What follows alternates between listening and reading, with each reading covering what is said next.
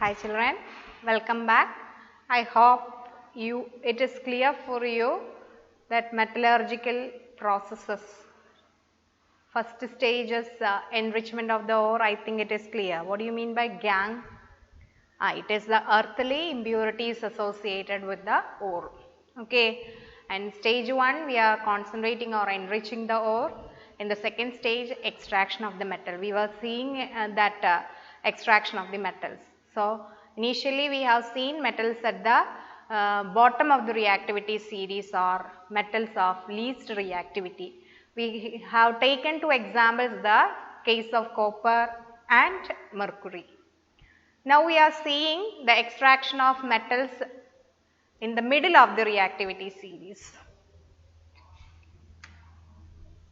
So, again extraction of the metal,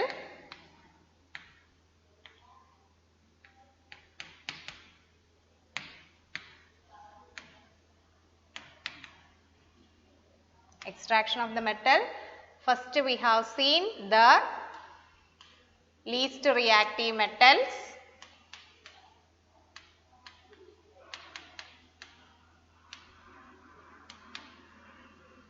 and now we are going to see moderately reactive metals. How do this? Moderately reactive metals are separated from the ore.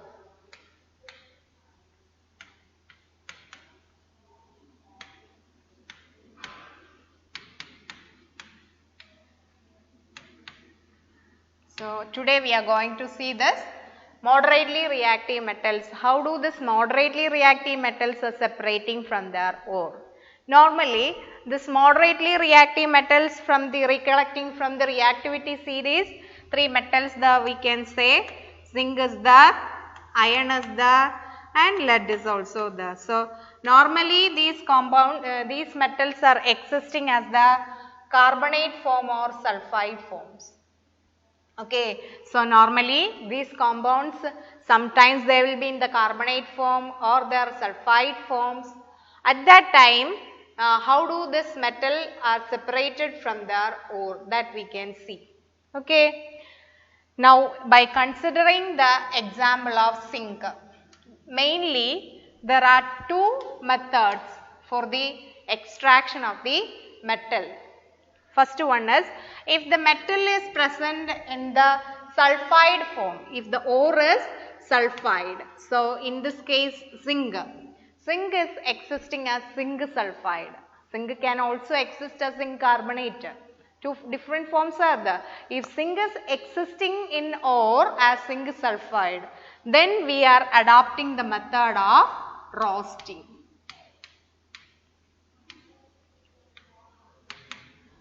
So, during roasting what is happening? Zinc is heated in excess of oxygen. Zinc sulphide, zinc is in the sulphide form. So, sulphide ores are heated in excess of oxygen. So, that sulphide will be converted into oxide form, and from the oxide it is very easy to separate the metal. Okay. So, metals in the middle of the reactivity series or moderately reactive metal, we can separate by adopting two different techniques. If the metal is present in the sulphide in ore, it is in sulphide form, that at that time we are roasting. Roasting is done for sulphide ore. Okay, sulphide ore is undergoing roasting. So, at that time we are heating that metal in excess of oxygen. Oxygen is a lot of oxygen is there. At that time it will be converted into oxide and the sulfur dioxide will be removed. As it is gas, it can easily escape out. So, in this case we can convert that sulphide to oxygen by heating in excess of oxygen. So, in this case what we are doing, the zinc sulphide is heated. So, zinc sulphide is heated in excess of oxygen. So, we will get zinc oxide there and then we will get sulfur dioxide. Okay. And from this next stage we are taking that, next step we are taking that zinc oxide and is reduced to zinc, that we will see. Okay. Now, suppose this is the case of sulfide ore, and if the ore is in carbonate form, same moderately reactive metal can exist in any of the different forms. So, if the ore is in carbonate forms, for example, we are adopting the method calcination. If the ore is in carbonate ore, if the ore is carbonate, then we are adopting that calcination process. For that, we can take the example of zinc carbonate. Zinc is also existing as zinc carbonate in nature. If zinc carbonate we are taking we can heat in the absence of air. Here we are using heating in excess of air. So, at that time roasting, but it will be in the absence, or we can tell that limited supply of oxygen is there. So, zinc carbonate is heated in either in the absence of oxygen or in the limited supply of oxygen. At that time, zinc oxide will be produced and carbon dioxide will be liberated. Again, this is a gas easily escape out. So, in both these cases, during roasting and calcination, we are getting that corresponding metal oxide, isn't it? So, during roasting and calcination, we are getting metal oxide. From that metal oxide, we can separate the metal by using a suitable reducing agent. For example, in this case, zinc can be separated from oxygen. Zinc oxide, we can take zinc oxide, and there we can adopt reduction using carbon. So, at that time when we reduce the zinc oxide using carbon, we will get that zinc metal there and carbon monoxide will be produced there. Okay. So, at that time zinc, in both the cases of roasting and calcination, zinc oxide will be produced. That zinc oxide we can reduce using carbon, so that metal will be extracted. Okay. And one more, while discussing that, one more technique we can adopt for the reduction process, either reducing with carbon, or we can adopt the displacement method that I told it while discussing. We can see examples for that also. This is reduction using carbon.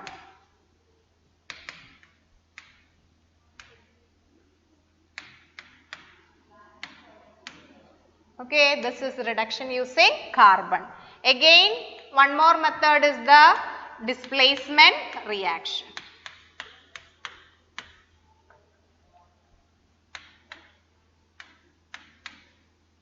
So, at that time we can see another example, manganese dioxide we can take. At that time manganese dioxide is MnO2, and it can displace using aluminium there. Manganese dioxide can displace by using aluminium. Displacement reaction can be used for for the separation of this metal. At that time we will get a manganese there, then aluminium oxide, and this we have already seen that displacement reactions are exothermic reactions. So, heat energy also will be liberated there. Heat energy also will be liberated there. 3 Mn, oxygen is 6 here it is 3 only. So, here 6, 4, 4A. So, in this case manganese dioxide is undergoing displacement reaction with aluminium. So, aluminium will displace manganese from this compound. So, aluminium oxide will be produced there and pure metal will be liberated there, and this displacement reaction is a highly exothermic reaction, and there are lot of heat energy is liberated there, and because of the liberated heat energy we are getting the metal there, that metal will be in the molten state. As the reaction is highly exothermic, using that with the help of that liberated heat energy, the metal produced will not be the solid, it will be in the molten state. Okay. So, we have seen reduction using carbon, then displacement reaction.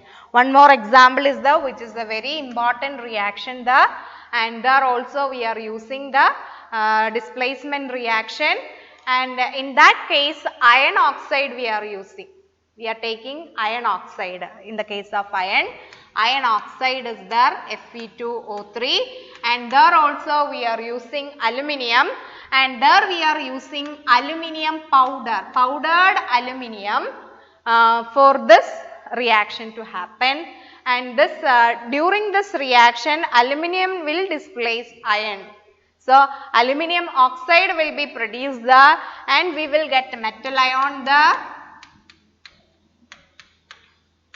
and this reaction is an exothermic reaction. So, heat energy will be produced there, with that the liberated metal will be in the liquid form, molten form, and so that this reaction can be used for the for removing the cracks and crevices of the machine parts, and also the cracks present in the railway tracks. And this particular reaction is known as Thermit reaction.